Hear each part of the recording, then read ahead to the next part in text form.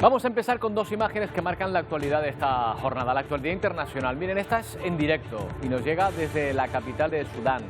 Esto es Khartoum, donde esa aparente tranquilidad que se observa en esta imagen es ficticia, porque los enfrentamientos continúan y sobre todo continúa la situación de escasez que está provocando en las principales ciudades el enfrentamiento entre las dos facciones de dos miembros del ejército que hasta ahora eran compañeros en el gobierno, pero cuyo enfrentamiento, cuyas ansias de poder están provocando que prácticamente el país esté deslizando hacia una guerra civil. Más de 100.000 sudaneses han cruzado las fronteras del país huyendo de la guerra. Hablaremos de esta situación y también de esta otra imagen que nos llega desde Texas. Es una imagen terrible. En la margen izquierda arriba pueden ver el atropello terrible de las personas que se encontraban esperando la guagua en una ciudad de este estado de Estados Unidos. 9 de ellas murieron en consecuencia de este atropello masivo. Probablemente no fue intencionado, pero evidentemente la sensación de violencia en este país es enorme. ¿Qué tal? Buenos días. Se podría definir como una terrible psicosis que recorre el estado de Texas, concretamente en Estados Unidos. La sensación de que un tiroteo puede desencadenarse en cualquier lugar, en cualquier momento. El último este fin de semana, que ha acabado con la vida de 9 personas en un centro comercial de la ciudad de Allen. Y esa tragedia que hemos visto, cuya intencionalidad aún no está clara, el atropello masivo a las puertas de un centro de inmigrantes en el mismo estado. El conductor de una furgoneta que iba a toda velocidad arrolló a ese grupo de personas y trató de huir. Nadie parece sentirse seguro en un estado donde las escenas violentas, provocadas o no, se repiten cada día.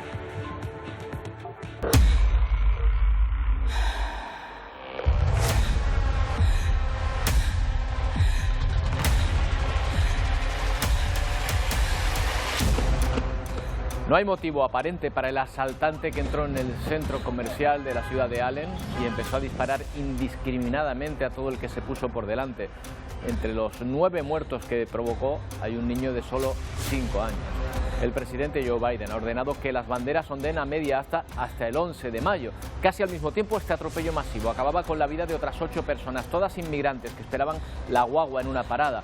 No hay evidencias de que el atropello fuera provocado, pero las noticias de sucesos violentos hacen que muchos se pregunten si unos y otros están conectados de alguna manera, mientras la sensación de angustia se extiende entre la población. La mayoría de esos atropellados son migrantes venezolanos.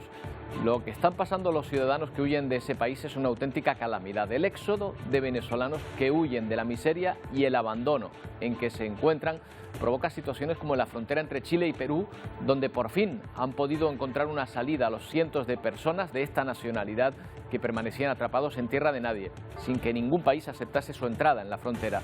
El gobierno venezolano se ha implicado esta vez y ha enviado un avión para traer de regreso a parte de esas personas. Lo veremos.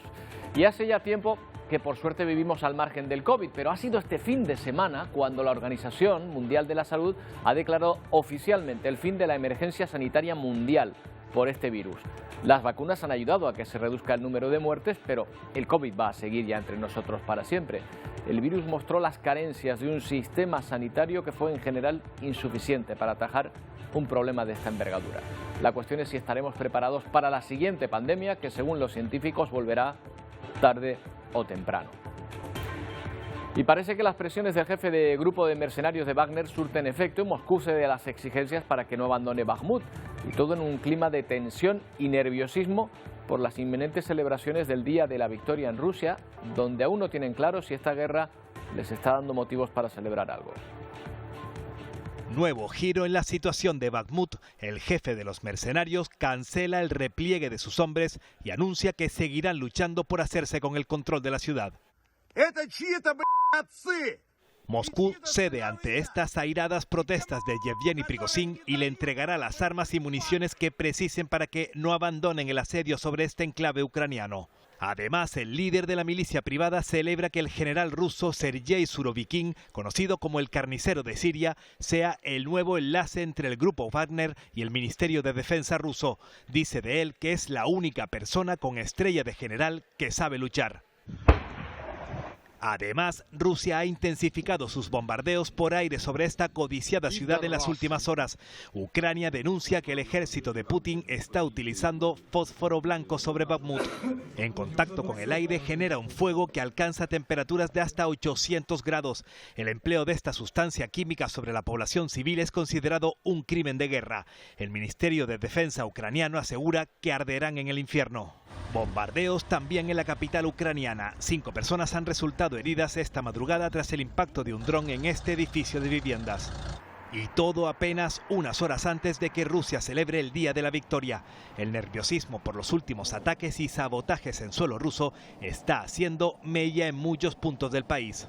6 regiones rusas, la anexionada península de Crimea y otras 21 ciudades han decidido suspender las festividades del 9 de mayo. El Kremlin se ha blindado y el acceso a la Plaza Roja permanece cortado. Nerviosismo que se extiende también a otros puntos del país. Rusia ha comenzado a evacuar a los residentes que viven alrededor de la central nuclear de Zaporilla ante un posible inicio de la contraofensiva ucraniana. El Organismo Internacional de Energía Atómica se muestra muy preocupado y califica la situación de impredecible. Tanto que los militares ucranianos ya entrenan con equipos capaces de medir los niveles de radiación y agentes químicos en el campo de batalla. Otro lugar donde no cesan las hostilidades es Sudán, donde el fuego cruzado sigue dejando víctimas civiles, entre ellos cerca de 200 niños. UNICEF alerta de que la cifra podría ser mucho mayor y pide a los dos bandos enfrentados que dejen de atacar los centros de salud y los colegios. Más de 100.000 sudaneses han cruzado las fronteras del país en un intento de huir de la guerra. El fuego sigue humeando sobre la ciudad de Jartum. Los duros enfrentamientos entre el ejército y los paramilitares continúan enquistados. Y lo que es peor, sin indicios de que las partes estén dispuestas a negociar o cumplir con la última tregua acordada. Miles de sudaneses intentan huir de los disparos a través de las fronteras. El proceso para cruzar al otro lado es lento y limitado, aunque más de 100.000 personas han conseguido atravesarlas desde el inicio de los combates. Othman y su familia aguardan su turno para abandonar el país. Cuenta que intentaron salir por la frontera de Etiopía, pero les fue imposible porque estaba cerrada. Junto a otras familias, emprenden un nuevo viaje a los Emiratos Árabes. Por su parte, la comunidad internacional sigue presionando para que cese la violencia. Arabia Saudí acogió este fin de semana el primer intento serio de diálogo para la paz en el país africano. Un día después, el domingo, la Liga Árabe anunciaba la creación de un comité trilateral para abordar el conflicto. Exploramos un poco más esta situación con Jairo González, responsable ejecutivo de Médicos Sin Fronteras para África Oriental. ¿Qué tal, Jairo? Buenos días. Hola, buenos días, Roberto. ¿Qué tal estás? Cuéntanos, Jairo, ¿cuál es la situación ahora mismo en las principales ciudades sudanesas? Bueno, la situación en Ciudad ahora mismo es caótica, es algo terrible que está sufriendo la población, algo que nadie esperaba, ¿no? Que desde hace ya casi 4 semanas en las principales ciudades los combates no han cesado. Estamos hablando de ciudades enormes, por ejemplo, Jartum, una ciudad de 7-8 millones de personas desde el día 15 de abril. Los combates se suceden calle a calle, tanques, bombardeos. Tenemos miles de civiles atrapados en ciudades que no pueden salir de sus casas. Tenemos miles de civiles andando de un sitio a otro en Sudán buscando sitios que sean más seguros. Partes igual del este del país son más seguros. Tenemos centros de salud cerrando. Se calcula que casi el 80% de los servicios de salud que existían al principio, el día 15, han cerrado, con lo cual es una situación tremenda, dramática, diría yo. Claro, dices que no se esperaba que estos enfrentamientos provocasen una situación así. ¿Por qué? ¿Por qué no se preveía esta situación? ¿Porque no se esperaban unos combates tan extremos o que afectasen de tal manera a la población? Bueno, digamos que eran 2 grupos militares repartidos por todo el país que estaban trabajando juntos, ¿no? Había una alianza, estaban trabajando los grupos paramilitares y el gobierno, el ejército y el gobierno estaban trabajando juntos, con lo cual de un día para otro que empiecen a luchar en todas las ciudades es algo inesperado, ¿no? Ningún civil, nadie se esperaba esta situación. ¿Se puede hablar, Jairo, de una guerra civil abierta ya? ¿O seguimos ante dos facciones que se están enfrentando entre sí, pues sin implicar, digamos, al resto de la población, sin arrastrar al resto de la población a enfrentarse también entre ellos? Sí, desde Médicos Sin Fronteras, de momento, lo que vemos combates entre dos grupos armados, no podemos opinar más, no opinamos más de si la gente lo quiere llamar una guerra civil, no lo sé. Jairo, ¿cómo hace su organización para ayudar en unas circunstancias como esta? ¿Qué pueden hacer? Mira, ya le digo, Roberto, por ejemplo, para entender un poco la situación de Sudán, era un país que antes del día 15, antes de este conflicto, ya dependía enormemente de la ayuda humanitaria. Se calculaba que casi un tercio de la población en Sudán dependía de esta ayuda humanitaria. Por ejemplo, Médicos Sin Fronteras existían en el país 11 proyectos en diferentes regiones. Entonces, cuando una situación como esta de combates se producen, habría que incrementar la capacidad. La ayuda humanitaria sería que incrementar, pero lo que ha pasado en Sudán las últimas 3 semanas es que se está cerrando. Está siendo muy difícil trabajar. Por ejemplo, Médicos Sin Fronteras, de los 11 proyectos, algunos de ellos, sobre todo en Darfur, les hemos tenido que cerrar. El proyecto en Jenina, por ejemplo, un hospital entero fue robado, un grupo armado entró al hospital, saqueó todo el hospital, ya resulta que está no funcional, está cerrado. En Yala, la base también, todas las bases humanitarias, base de Médicos Sin Fronteras, fue robada, con lo cual, como digo, en vez de incrementar la capacidad para responder a una situación dramática actual, está pasando todo lo contrario, se está colapsando más toda la ayuda humanitaria. Claro, y me imagino que además las treguas que nos están cumpliendo no están ayudando. Me imagino que la llegada de material, el transporte de los elementos necesarios, incluso de personas, pues será muy difícil ahora mismo, ¿no? Sí, es extremadamente complicado. Nosotros tenemos un grupo de recursos humanos, material, en los países vecinos esperando a conseguir entrar a Sudán. Este fin de semana hemos conseguido un equipo quirúrgico, llegó a Puerto de Sudán por Sudán y hoy he estado intentando llegar a Jartum, incluso mover el material que teníamos en algunas ciudades para llegar al hospital. En Jartum estamos haciendo donaciones a centros de salud, varias horas para mover el material 3 o 4 calles, ¿no? Y es muy complicado. Hay un respeto por la ayuda humanitaria, de momento no se está consiguiendo abrir corredores humanitarios y es muy complicado operar ahora mismo en Sudán. Bueno, Jairo, pues tiene toda nuestra admiración por estar trabajando en estas circunstancias. Ojalá que también nuestra ayuda, de la poca que podamos emplear para echar una mano a su organización que está ahora mismo, cuando más se le necesita en este país, en Sudán. Muchas gracias por atendernos, Jairo. Muchas gracias a vosotros, Roberto, por el interés y nuestro compromiso con la población de Sudán e intentar hacer lo máximo que podamos. Un saludo, gracias. Bueno, pues así está la situación de difícil ahora mismo en este país.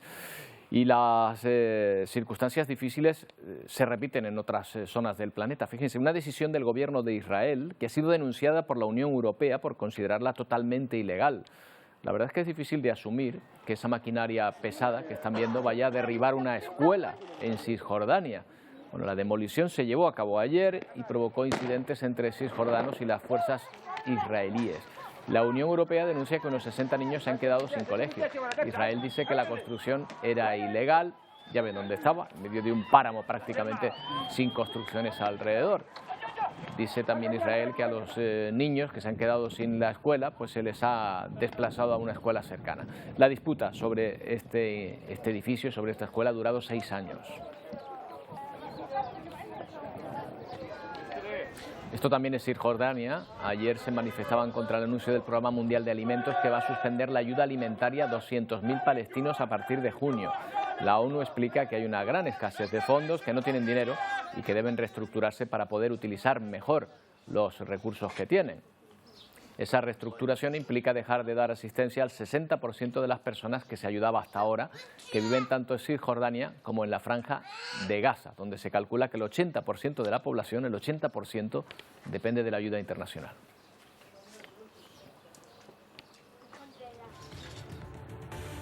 Bueno, y este atropello mantiene conmocionado al estado de Texas, en Estados Unidos. Un coche fuera de control se lleva por delante a varias personas que esperaban la guagua. La mayoría de las víctimas son inmigrantes venezolanos que estaban al lado de un centro de acogida de la localidad de Brownsville. El conductor ha sido detenido. Se investiga, aunque no lo parece en principio, si hubo intencionalidad. Han muerto 8 de esas personas.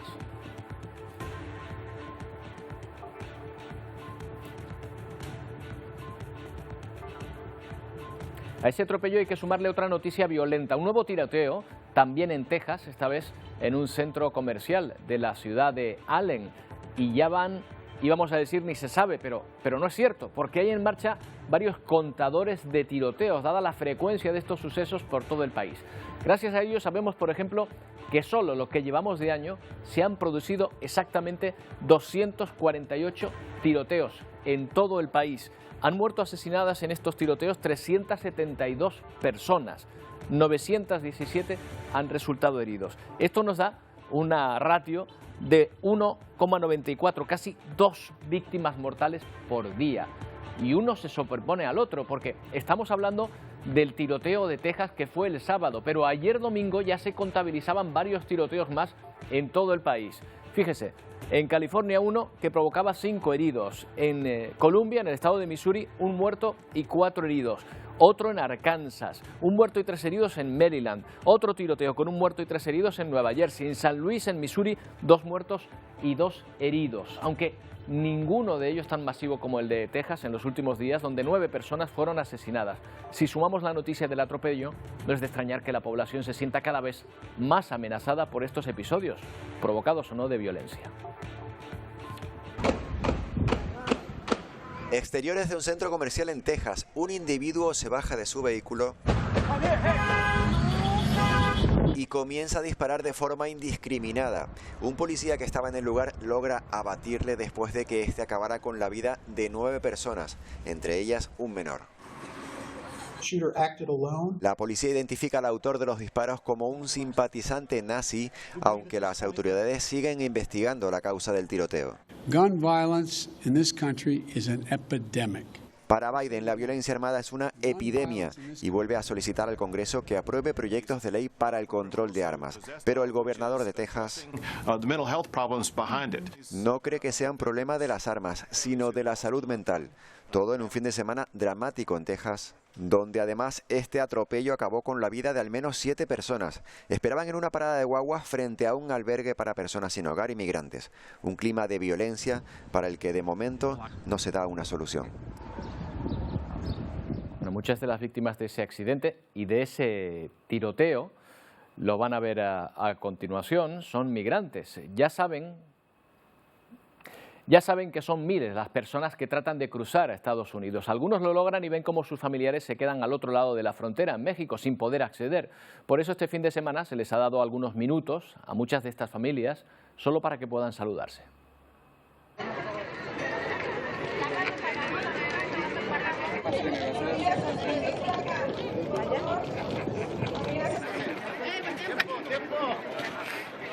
Empieza el tiempo. Empezar a caminar hacia sus lados. Tiempo. Siéntale, acabo de la vida con él, está trabajando. Ok, bueno, está trabajando. Todo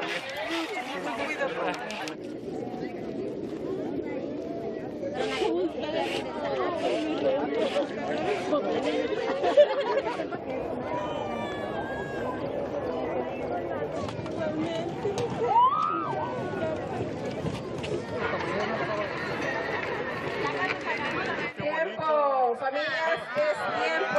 Caminar hacia sus lados. Bueno, vamos con otro apunte de Ucrania. Una de las grandes consecuencias de la guerra ha sido la crisis del grano que está afectando a todo el mundo. Hoy vamos a ver un avance tecnológico que pone más facilidades a los agricultores a la hora de saber la calidad del producto. La guerra provocó que durante meses toneladas de grano ucraniano se acumularan en los graneros del país hasta que comenzó a ser exportado. Tanto tiempo inmovilizado podía echar a perder las cosechas y las condiciones ambientales no eran las óptimas para su almacenamiento. La principal forma de monitorear los graneles consiste en enviar a una persona para que camine sobre ellos. Eso es muy peligroso porque puedes quedar atrapado o ser engullido por los granos. Y por eso muchas empresas no analizan sus productos. Es Lorenzo Conti, el inventor del robot Krover, el primero capaz de moverse entre las gigantescas montañas de cereales e introducir este sensor capaz de tomar datos ambientales del interior.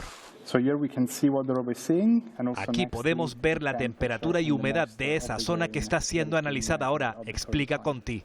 Ambos parámetros son fundamentales para una buena conservación de las cosechas a largo plazo. Lo sabe bien el dueño de esta granja en Reino Unido, donde estos días se prueba este novedoso dispositivo. Si la temperatura es elevada, los insectos comienzan a reproducirse, generan calor, aparece moho y luego el grano probablemente no pueda ingresar en la cadena alimentaria humana, comenta Robert Neil. Conocer los parámetros reales de conservación del grano ayudará a los agricultores a decidir sobre una ventilación adecuada o tomar medidas de control de plagas. Miramos de nuevo a la imagen en directo que nos llega desde Sudán, donde podíamos ver la aparente tranquilidad en Jartum, la capital, donde el fuego cruzado sigue dejando víctimas civiles, entre ellos cerca de 200 niños. UNICEF alerta de que la cifra podría ser mucho mayor. Acabamos de hablar con Médicos Sin Fronteras, que advierte de lo difícil que está siendo ayudar a este país que ya dependía en buena parte de la ayuda exterior. Enseguida volvemos, no tardamos.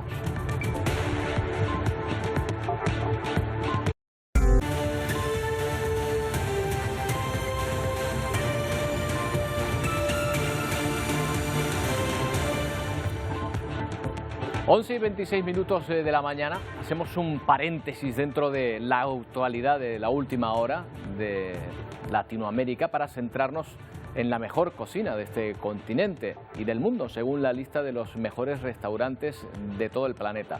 Está en México, en un antiguo palacete. Su propietaria ha querido reflejar otra riqueza en sus platos, la de los pueblos indígenas.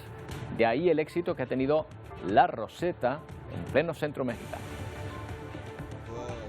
Tras varias semanas en un desierto, sin comida ni tampoco aseo. Pasé 12 días. 12 días. ¿Vuelve a Venezuela a ver a sus nietos y a sus hijos? A mi nieto y a mis hijos, exactamente. El gobierno venezolano respondió a la petición de ayuda. Esta es una responsabilidad del gobierno venezolano y por lo tanto nosotros como autoridades chilenas vamos a seguir insistiendo. Ante la tensión que se vive en la frontera entre Perú y Chile, un caos fronterizo que, recordemos, se iniciaba después de que cientos de personas intentaran cruzar de forma irregular hacia Perú, pero una fuerte presencia policial lo impedía. Ahora se abre el camino hacia una solución. Por fin vamos a regresar a Venezuela después de 6 años. ¿Qué espera en Venezuela? Mi mamá, mi familia. Este vuelo fue puesto a disposición por parte de Venezuela. Después de que un vuelo humanitario recogiera a 120 venezolanos en el marco del programa Retorno a Venezuela, un intento de Maduro por evitar la huida masiva de su población. Es triste que te digan tú te vas y tú no, ¿sabes? O sea, quisiéramos que los ayudaran a todos. Las mamás que tienen niños extranjeros no las ayudaron, allá quedaron, solo porque los niños son ecuatorianos, peruanos, no los dejaron pasar. Por lo que aún quedan migrantes en medio de la nada esperando a que de un lado o del otro llegue algún recurso. Bueno, esa situación que acaban de ver es la que se está produciendo en la frontera entre Chile y Perú, donde habían quedado muchas personas atrapadas, la mayoría de origen venezolano, como han podido comprobar. No era la noticia que les habíamos anunciado, que ya les contaremos dentro de un momento. Mientras en la India, al menos 21 personas han fallecido tras hundirse un barco al sur del país.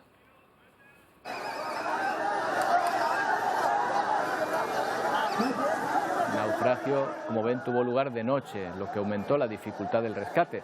Se calcula que había a bordo unas 40 personas. Son muchas más de la capacidad de la nave, según ha confirmado ya la policía. Se teme que la cifra de fallecidos pueda seguir aumentando.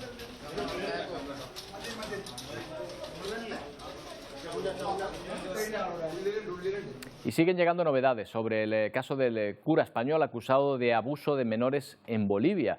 Se suman además nuevos testimonios, aunque de momento la justicia mantiene el secreto de sumario para facilitar las investigaciones. La Iglesia boliviana pide perdón, al menos 8 jesuitas han sido apartados de sus cargos. En este sentido, el Ministerio Público investiga quiénes, desde 2009, ayudaron al padre Pedrajas a encubrir las decenas de violaciones que, recordemos, él mismo reconoció haber cometido.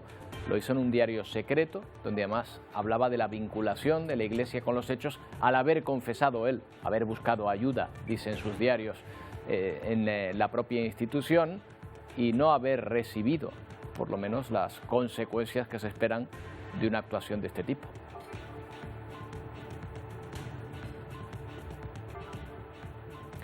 En Perú, al menos 27 personas han fallecido en el incendio de una mina dedicada a la extracción de oro en la región de Arequipa. Nosotros venimos de lejos. ¿Con qué dolor estamos llegando? Es una vida, no es cualquiera, es una vida increíble. Bueno, la tragedia ha conmocionado a todo el país. Ahí ven algunos de los familiares de los mineros que, nada más conocer la noticia, se desplazaban hasta la zona para saber si sus familiares figuraban entre las víctimas. Según el dueño del yacimiento, el incendio fue provocado por un cortocircuito. Las llamas se propagaron rápidamente por los puntales de madera y los trabajadores acabaron falleciendo por asfixia.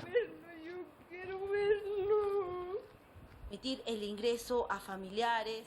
Y más cerca, una docena de personas ha resultado herida de diversa consideración al sufrir un atropello múltiple. Ocurrió anoche en Pontevedra. Un vehículo perdió el control y terminó estrellándose contra la carpa donde se celebraban los actos de las fiestas patronales de la localidad de Villanueva de Arosa. En el coche viajaban 2 personas. 4 de los heridos tuvieron que ser trasladados a un centro hospitalario. Un menor se encuentra en estado grave. La Guardia Civil está investigando este suceso.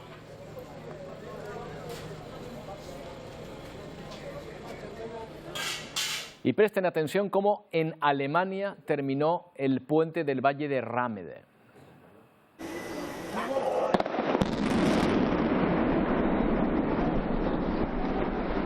Impresiona, pero no hay que asustarse porque es una explosión controlada y culminada con éxito por el gobierno alemán. De ahí los aplausos. Hicieron falta 150 kilos de explosivo para derribar las 17.000 toneladas de hormigón y cemento del puente.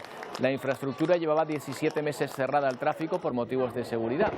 Cientos de curiosos, ahí los ven, se congregaron para ver el espectáculo de la demolición.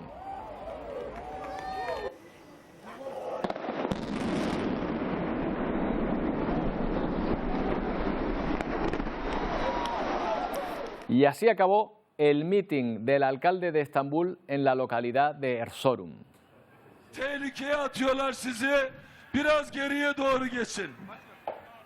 A pedrada limpia. Más de un centenar de personas se dedicó a apedrear al dirigente y la guagua de campaña en la que viajaba. El personal de seguridad utilizó en un primer momento paraguas para protegerlo de la turba enfurecida, pero la tensión fue en aumento y la policía tuvo que recurrir a los cañones de agua para dispersar a la multitud. 9 personas, entre ellas un niño, resultaron heridas. La verdad es que como mitin electoral no se puede decir que haya sido un éxito.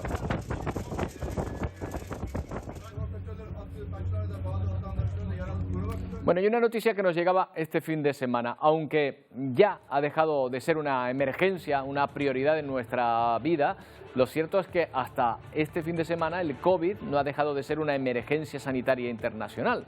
Se declaraba de esta manera por la Organización Mundial de la Salud. Fin de esa emergencia, pero vamos a analizar las razones de la OMS para retirar esta consideración. Es más un gesto simbólico que efectivo.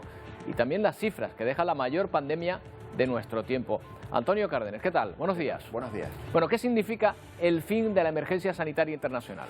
Como tú acabas de decir, es más un gesto simbólico. Tampoco quiere decir que la pandemia se haya terminado. Por supuesto, la Organización Mundial de la Salud dice que la pandemia continúa, pero sí que es verdad que dice la Organización Mundial de la Salud que tenemos que estar a lo mejor menos alerta que hasta ahora, menos vigilantes, menos en situación constante de tensión.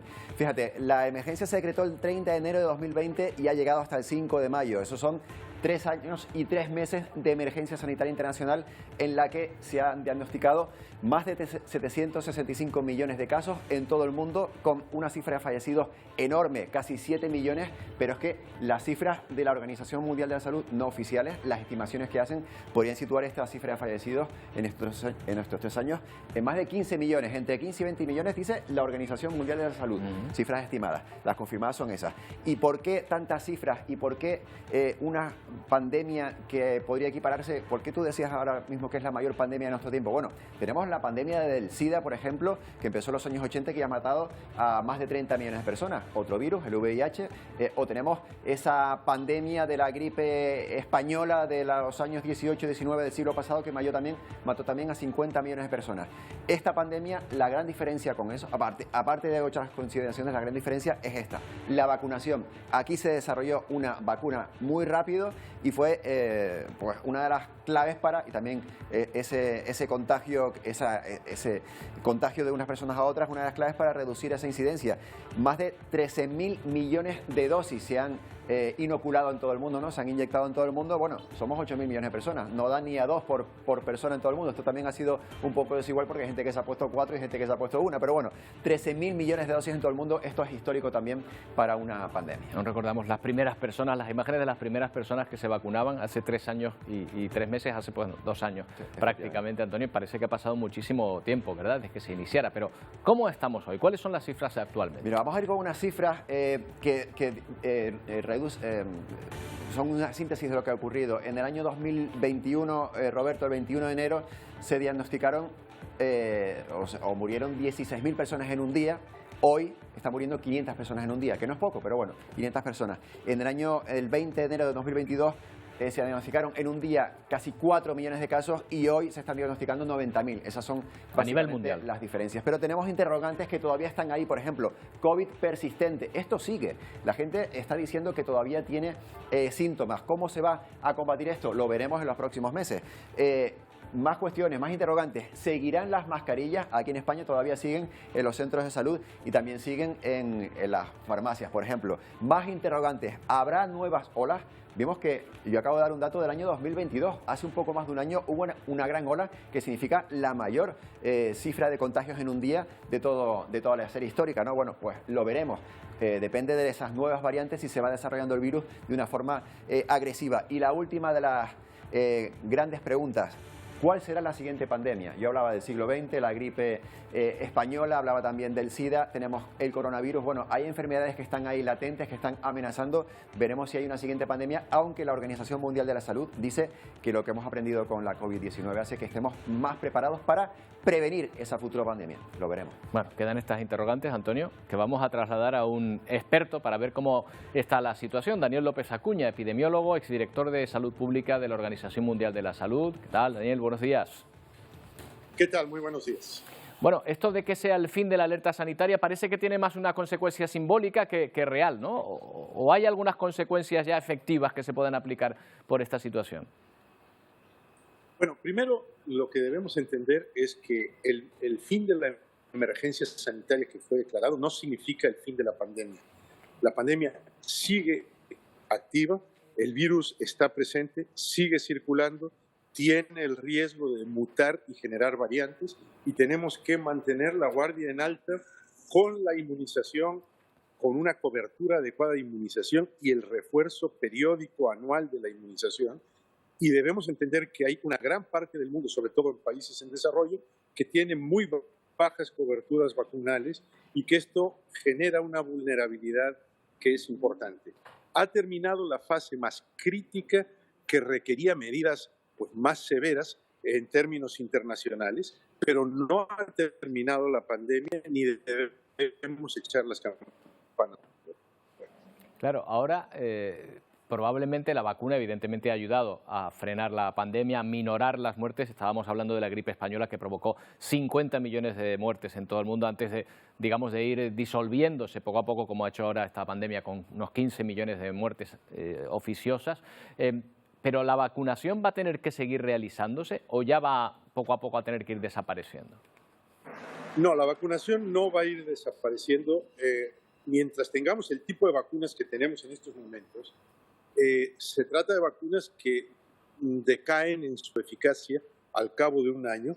Se trata además de un virus muy cambiante que muta frecuentemente y que se requiere hacer nuevas formulaciones de vacunas para poder tener la cobertura adecuada. Por eso hemos estado usando en los últimos 6 meses la vacuna bivalente que nos protege no solo contra las variantes iniciales, sino también contra las variantes Omicron.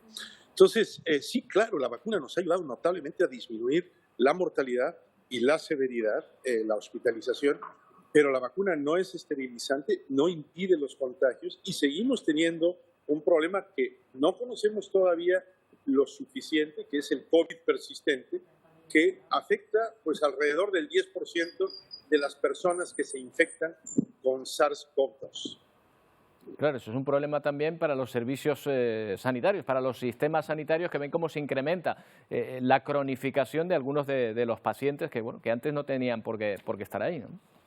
Absolutamente. Yo creo que tenemos que entender que los sistemas sanitarios van a tener que atender a un volumen grande de personas que van a estar con un padecimiento crónico, que es el COVID persistente. España ha tenido 14 millones de casos registrados, de contagios registrados, y se estima que alrededor de 1 millón de personas en España, y que tiene que ser atendido por el sistema sanitario, padecen COVID persistente. Entonces esto se mantiene ahí y los servicios sanitarios van a tener que seguir dando la respuesta de salud pública para hacer la vigilancia epidemiológica del caso, la secuenciación genómica, para estar pendiente de las nuevas variantes y para mantener la capacidad de vacunar a toda la población en ciclos que hasta el momento, tenemos que decir, tendrán que ser anuales para tener la protección adecuada. Sí parece, Daniel, que evidentemente esta situación ha servido para sensibilizarnos. Ahí estamos muy atentos a lo que está pasando, por ejemplo, con la gripe aviar en buena parte del mundo y la posibilidad de que pase de animales a humanos. Pero esta posibilidad, al fin y al cabo, sea la gripe aviar o sea otro, ¿será? ¿Los científicos tienen claro que habrá otra pandemia tarde o temprano? Tenemos que estar prevenidos para la posibilidad de una nueva pandemia, porque tenemos riesgos de saltos de especies animales a especies humanas, porque tenemos el riesgo de la gripe aviar si hay un salto de las aves a mamíferos y de mamíferos a humanos y hay transmisión entre humanos. Yo creo que si hay algo que debemos subrayar es que no hay adecuada preparación pandémica en el mundo, en todos los países del mundo. Hay que invertir más en preparación de pandemias, en planes de contingencia, en reservas estratégicas, y tenemos que mantener la capacidad de los sistemas de salud pública, vigilancia epidemiológica, rastreo, secuenciación genómica de los virus que van surgiendo para poder tener la adecuada capacidad de mitigar una posible nueva pandemia o el surgimiento de un nuevo agente infeccioso. ¿Estamos preparados, Daniel? Sería no la estamos siguiente cuestión. suficientemente Desde el punto de vista de preparados. los sistemas sanitarios. No estamos preparados desde el punto de vista de los sistemas sanitarios, desde el punto de vista de salud pública. Hoy han emitido un boletín las copresidentas del grupo de evaluación independiente de la gestión de la pandemia de COVID, Helen Clark, la ex primer ministro de Nueva Zelanda, y Ellen Sirleaf Johnson, la ex presidenta de Liberia, en donde piden a todas las autoridades políticas y sanitarias que no se olviden de la necesidad de tener capacidad de preparativos pandémicos y que no se olviden de la necesidad de invertir en las acciones de salud pública necesarias y las reservas estratégicas necesarias para que no nos golpee con la misma severidad una posible nueva pandemia. Y que cuando llegue por lo menos estemos mejor preparados que para la anterior. Gracias, Daniel. Encantado. Encantado de tenerte, como siempre. Bueno, pues ha sido un fin de semana festivo el que se ha vivido en Reino Unido. Ustedes lo habrán podido comprobar si han estado atentos a la coronación de Carlos III, retransmitida en directo para todo el mundo. Pero tras la solemnidad de esos actos del sábado, los británicos tomaban las calles en muchos puntos del país con sillas y mesas para disfrutar del bautizado como The Big Lunch, un gran almuerzo callejero como parte de las celebraciones de la coronación. Los actos culminaban este domingo con un macro concierto al aire libre que contó con estrellas de talla internacional y que sirvió de antesala a este día festivo, este lunes de resaca, que es un día festivo en el Reino Unido.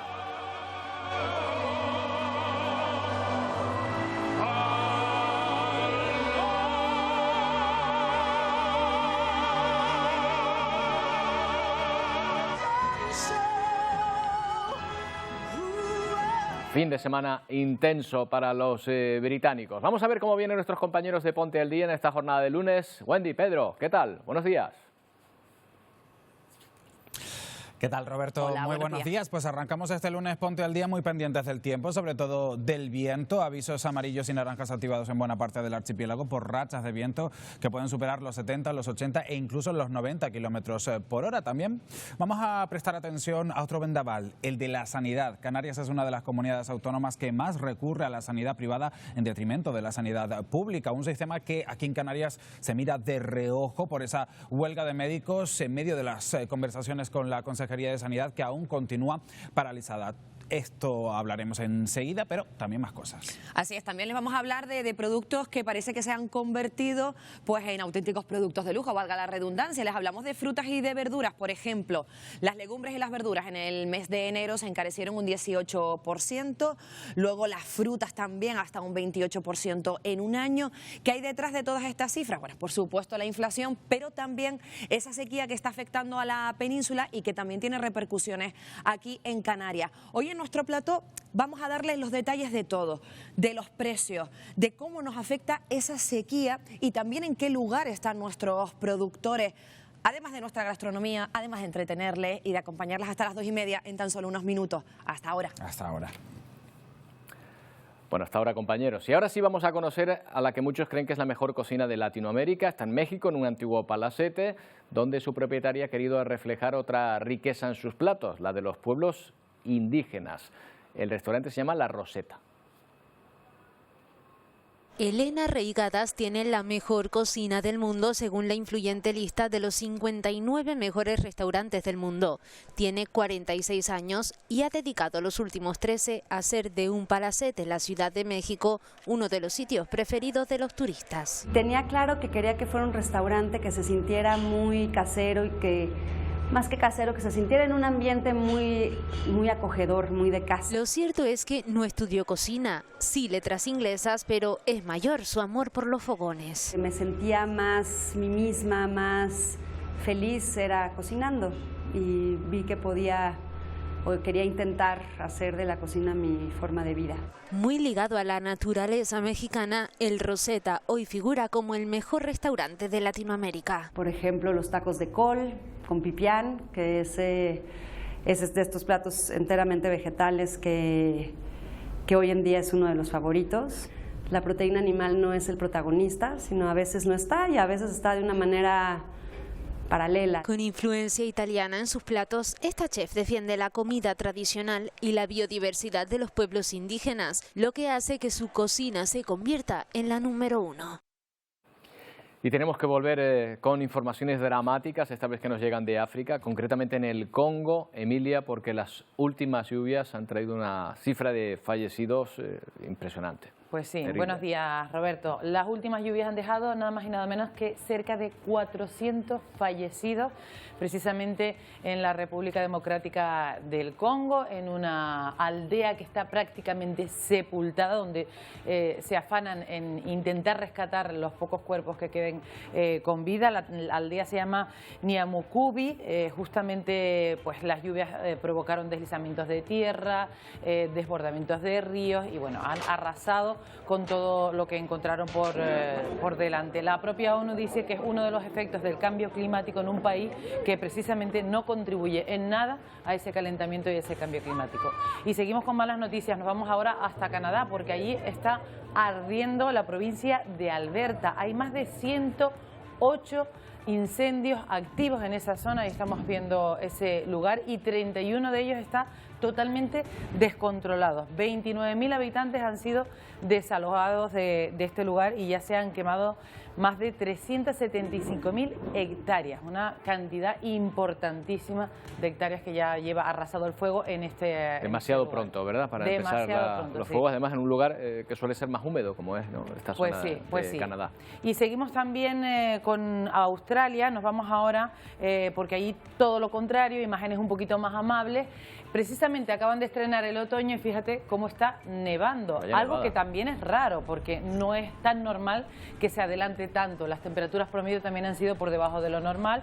Bueno, la nieve ya ha llegado, mucha de ella en forma de granizo también, y ha provocado esta estampa que, bueno, no deja de ser bastante mejor que las anteriores, pero no deja de ser también algo anómalo. Claro, porque nuestra primavera es el otoño de ellos, y estamos en el inicio del otoño y ya tanta nieve es raro, ¿no? El hemisferio contrario, ¿no?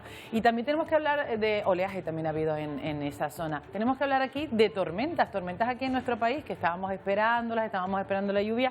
Hombre, no es gran cosa, sobre todo en la parte sureste, en Cataluña, en la Comunidad Valenciana. Esta es la estación de esquí del Pirineo catalán. Bueno, pues ha nevado, ha caído granizo importante, ha dejado las cumbres blancas y también precipitaciones, que no ha sido gran cantidad porque no han llegado a los 20 litros por metro cuadrado que se esperaba, pero bueno, algo ha caído. No va a servir para paliar, desde luego, la sequía importante que está sufriendo todo nuestro país. Bueno, y aquí en Canarias, oye, estamos atentos al viento, porque podría declararse un aviso en breve, ¿no? Bueno, hay avisos ya declarados, Roberto. Lo que se podría declarar en las próximas horas son las alertas por ese viento. Mira, vamos a recuperar esas rachas importantes que han soplado en las últimas horas. Bueno, más de 114 kilómetros por hora, por ejemplo, en Alojera, en La Gomera, más de 97 también, 110 kilómetros por hora en la isla de Gran Canaria. Lo que estamos teniendo son rachas muy intensas que van a seguir durante las próximas horas, nubosidad baja, con temperaturas que pese a todo pues no son tan bajas tampoco, porque están por encima de los 25 grados. Vamos a ver la previsión para las próximas horas, porque allí lo que nos vamos a encontrar es un viento alisio, un anticiclón de las Azores que sigue soplando con fuerza. Las líneas esas blancas cada vez más juntitas indican la intensidad del viento, pero ojo que también nos trae un ascenso ligero de las temperaturas de cara a mañana y de cara a pasado, o sea que pese al viento también vamos a tener ascenso de las temperaturas. Así que las rachas mañana están previstas que se intensifiquen mucho.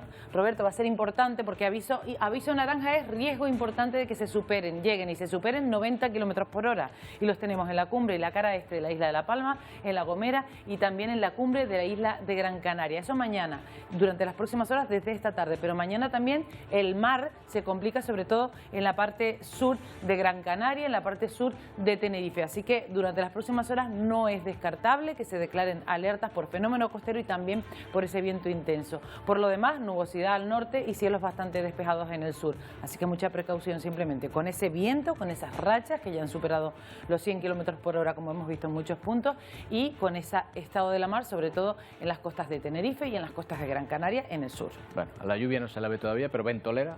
De momento no. Gracias, Emilia. Hasta mañana. Será hasta mañana. Bueno, pues nos vamos a despedir viajando hasta el Tirol del Sur, en la parte italiana de esta zona, en la ciudad de Brixen, donde se celebra el Festival de Luces de Agua. Decenas de deslumbrantes instalaciones de luces que hipnotizan a todos los que se acercan a este lugar. En esta edición se exhiben 50 obras de arte ligeras, por cierto, centradas en la paz y el medio ambiente. Con estas imágenes les dejamos hasta mañana a las 11, que volveremos en una nueva edición de Atlántico Noticias. Adiós.